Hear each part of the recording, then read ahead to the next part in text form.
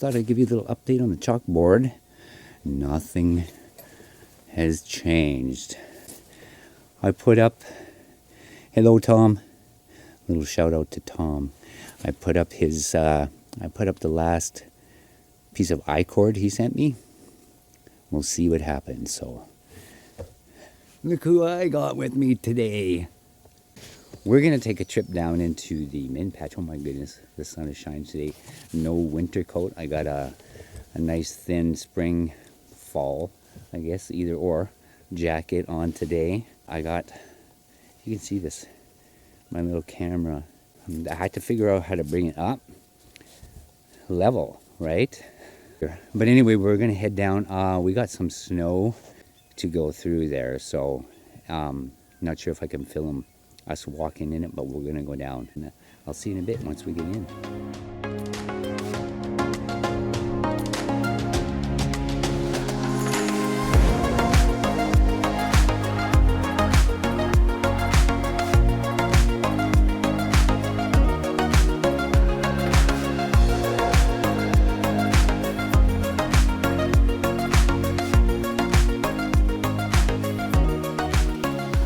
What do you smell, Sammy? You're silly. Are you ready? Are you ready? We'll follow those tracks. I don't even know what they are and how hard this is going to be. Are you ready? That's where we're headed. Where's Sammy? Oh yeah, he's hearing stuff. And he's looking towards a mud patch, which is a mile. Are you ready, Sam? Come on. There's tracks back here, Sam. And those look like rabbit tracks. I think they are. Oops. We made it. He's being very cautious. Very cautious. What do you hear, Sam?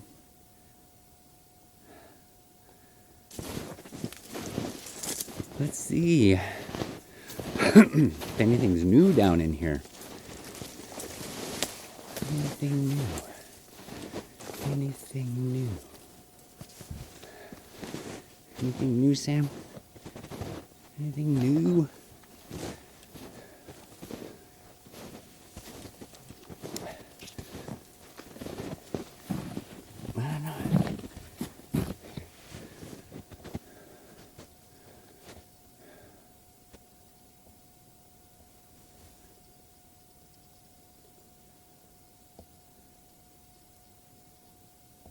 Very quiet down here.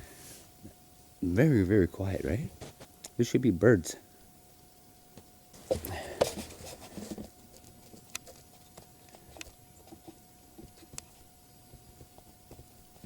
Yeah, very interesting. And this here is getting busy.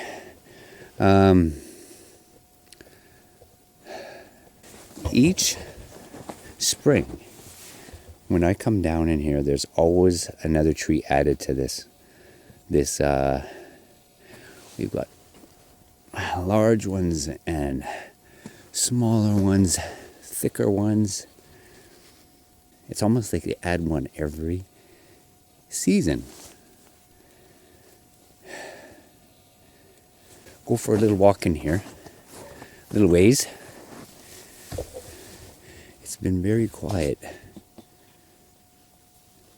Mind you, we're just now coming on to the warmer temperatures, right? It's good to be down here. We've been down here for almost since the fall. Sammy. Sam. He's very focused right now. He's using his nose.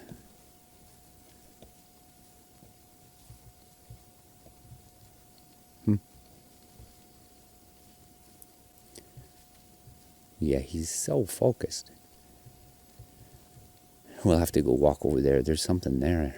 He's very, very focused in on. Okay. I just want to mention this little area right here, screen center. That was right where Kona first showed up in my video. Well, that I'm aware of. I wasn't really paying attention to a white Sasquatch, right?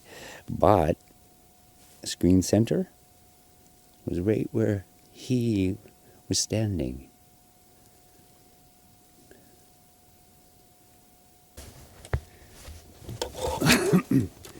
And someone had mentioned, somebody mentioned, one of the subscribers mentioned that could they stay white? Could there be white ones? And I believe there is.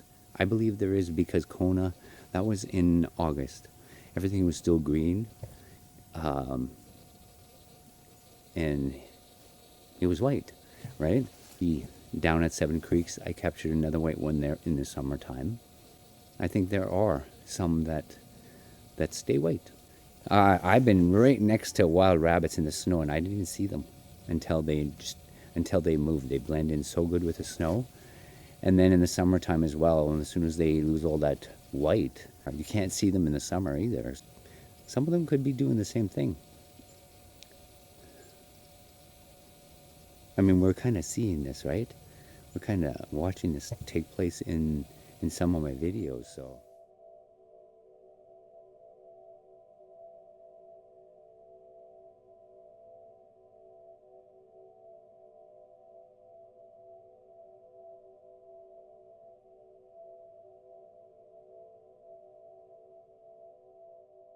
So, very interesting. And these Bigfoot, these Sasquatch, there's some of them could be doing the same thing.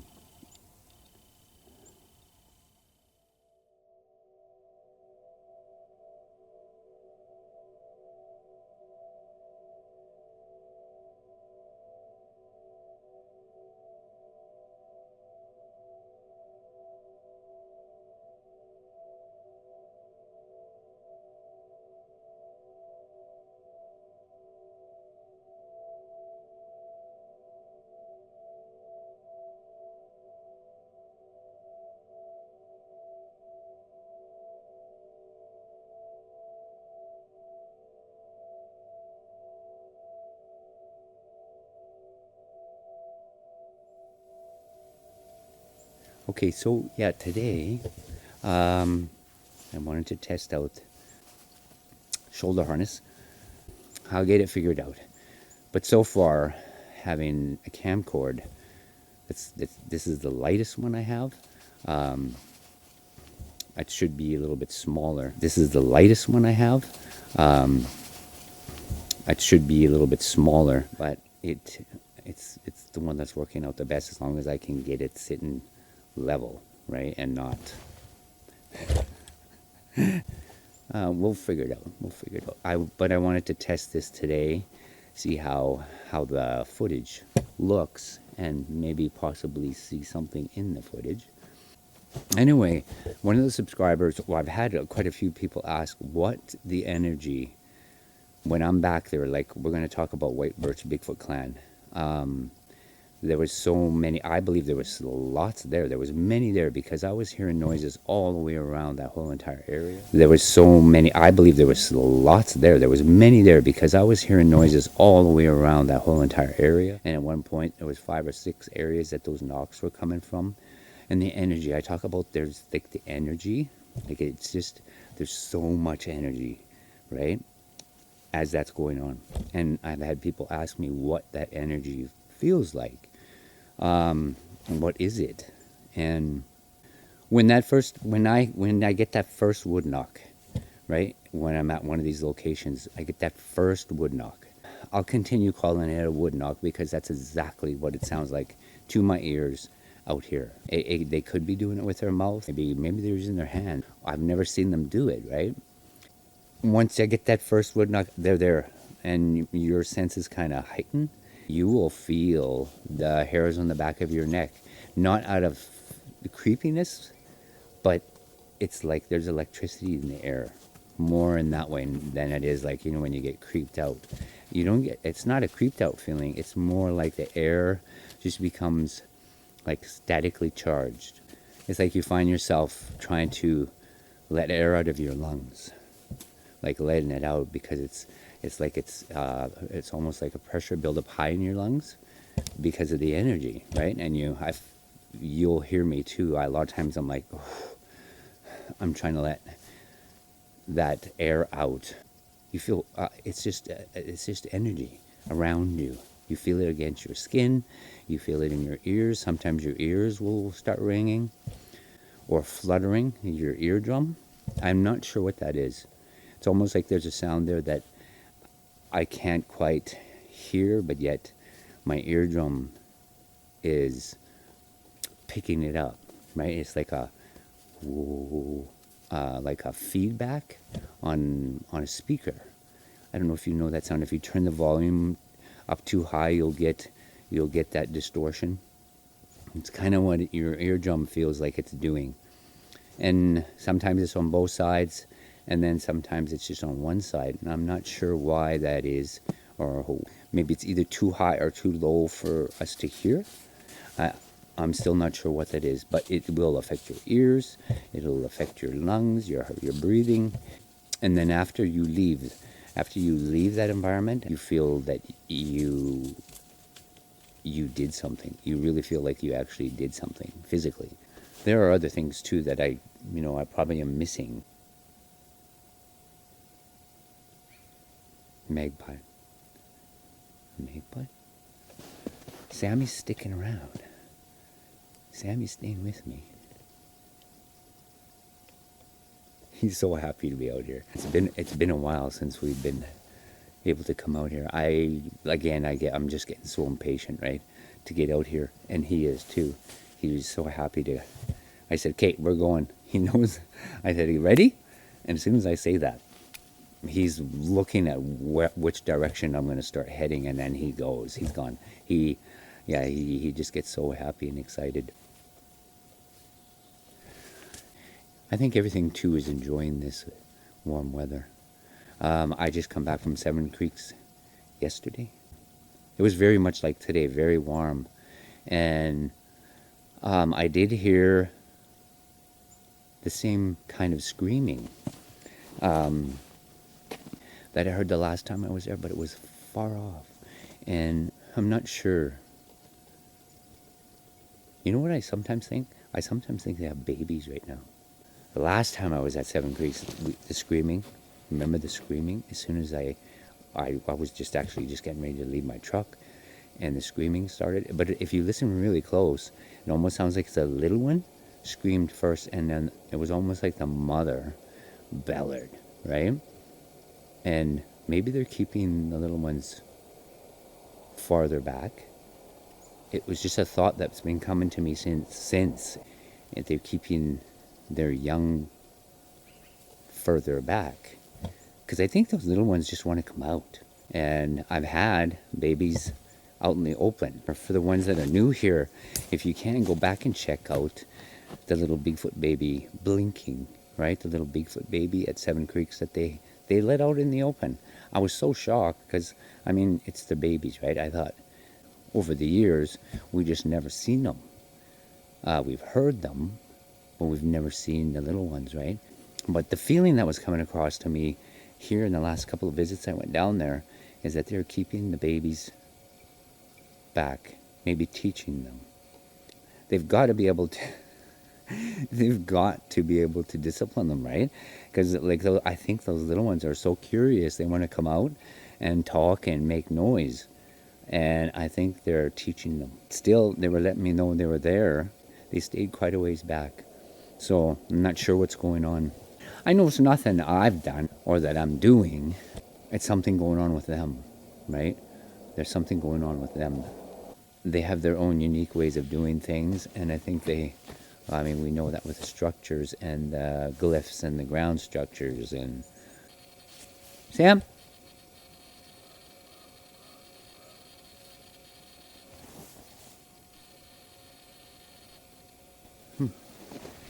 I heard that camera making noise. Some weird reason. Oh, okay. Nope. We'll head out. We will head out, and I could swear I heard those are ravens and a magpie.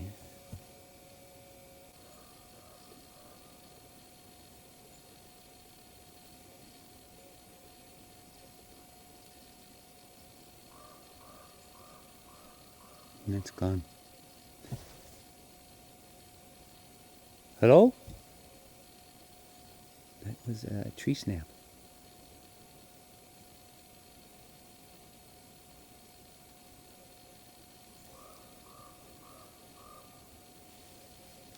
Oh, there's Sammy. Yeah, Sammy's kind of out in the field, snooping around. Good boy. Good boy, Sammy. Are you ready? Yeah, he's not going into the trees very far. Kind of staying out. See him there. He's just been hanging out there. That's okay. All is good. He does pretty good. It took a long time for him to be able to like me, the conditioning. I was speaking about that. We're being conditioned, him as well. He knows his place though. Like if it gets busy, activity-wise, he will either come out and lay outside of the trees, or he'll lay down wherever we are. He'll stay low, right? Dogs know. They know. All the stories we've ever heard and all the experiences we've had, the dogs have always stayed out of it. They do not draw attention to themselves when it comes to the Sasquatch. It's like dogs with wolves, right? And it doesn't matter what breed of dog. When you have wolves howling, because we hear them out here, we live in the bush. We grew up in the trees, right? But when the wolves start howling, every dog will stay quiet. Even the coyotes stay quiet. Foxes stay quiet. And any breed of dog you have with you will lay down and stay quiet. I had a neighbor. He lives about, probably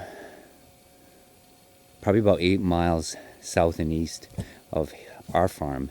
And on his farm, he had a great big, when he was selling them, he was breeding them St. Bernards, the big dogs. And some of them were crossed with Pyrenees. So they were huge dogs. And he was telling me that one day he stopped in for coffee, and he was telling me that his dogs tried stealing an elk, a kill from his wolves. And I said to him, well, you better watch your dogs, right? The wolves don't share territory. And he says, oh, my dogs are big though. And I said, okay, well, just watch, be careful. Only 2 days later, he stopped, and he was trying to get a hold of Fish and Wildlife to come and try to kill these wolves. He was angry. Those wolves come in, that pack of wolves come in. I think he killed 7 of his dogs and left 1. They took care of the problem. Competition. And with the Bigfoot, with Sasquatch, it's the same thing. The dogs know. The dogs know to stay out of it. Stay quiet. Oh, well, Sammy's long gone. That's okay. I think he got a little spooked.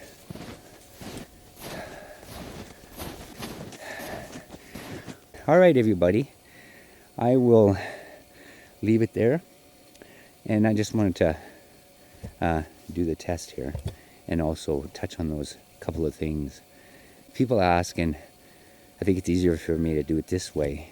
If you have any questions, feel free to ask, and if I can answer them short, it's never a quick answer, right, with this, where it pertains to Bigfoot, because there's so many unanswered questions and mysteries. There's such a mystery, and we still have so much to learn. But I'll leave it there. Any new subscribers, thank you for being here. I appreciate you, and we'll see you in the trees. Bye for now.